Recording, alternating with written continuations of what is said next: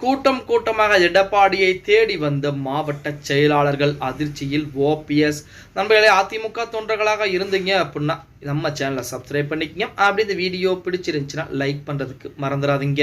அனைத்திந்திய அண்ணா திராவிட முன்னேற்ற கழகத்தை பொறுத்த வரைக்கும் எடப்பாடி பழனிசாமியுடைய தலைமை ஏற்று கிட்டத்தட்ட 2 கோடிக்கும் மேற்பட்ட தொண்டர்கள் இருக்கு. அப்படி இருந்த போதிலுமே தினமுமே அதிமுகவில் நாம் இணைய வேண்டும், அதிமுகவில் அடிப்படை உறுப்பினராக இணைய வேண்டும் அப்படின்னு சொல்லி மாற்று கட்சியில் இருக்கிற நபர்கள் தினம் இணைந்து கொண்டுதான் இருக்கிறாங்க அப்படின்னு கூட சொல்ல. அடுத்தடுத்த தேர்தல்களிலே தோல்வியை கண்ட கட்சி, கிட்டத்தட்ட 10 தேர்தல்களிலே தோல்வியை கண்ட கட்சி, அந்த கட்சியை தேடி ஏன் மற்ற கட்சியிலிருந்து வர்றாங்க அப்படின்னா அதிமுகவிலே கருத்து சுதந்திரம் என்பது இருக்கிறது. அதாவது அதிமுகவை பொறுத்த வரைக்கும் ஜாதி பாகுபாடு என்பது எதுவும் கிடையாது. அதிமுகவில் இருப்பது 2 ஜாதிகள் மட்டும்தான், ஒன்று ஆண் ஜாதி, இன்னொன்று பெண் ஜாதி, அவ்வளவுதான். அதே போல அவருடைய தகுதிக்கேற்ப திறமைக்கேற்ப அவங்களுக்கு அடுத்தடுத்த பதவிகள் என்பது அதிமுகவிலே கொடுக்கப்படும். இப்படிப்பட்ட ஒரு சூழலில் நேற்றைய தினம் ஓபிஎஸ் தரப்பில் இருக்கக்கூடிய முக்கியமான மாவட்ட செயலாளர்கள் ஒரு 5 பேர் பார்த்தீங்கன்னா எடப்பாடி பழனிசாமியுடைய சேலம் நெடுஞ்சாலைக்கூடிய இல்லத்திலே எடப்பாடி பழனிசாமியிடம் பேச்சுவார்த்தை நடத்தி சென்றிருப்பதாக செய்திகள் என்பது வெளியாகி இருக்கு. அவர்கள் யார் அப்படிங்கிற விவரங்கள் வெளிவரவில்லை என்றாலுமே இந்த தகவல் ஓபிஎஸ்ஸின் காதுகளுக்கும் சென்று ஓபிஎஸ்ஸை மிகப்பெரிய அதிர்ச்சிக்குள்ளாக்கி இருக்கிறது அப்படின்னு கூட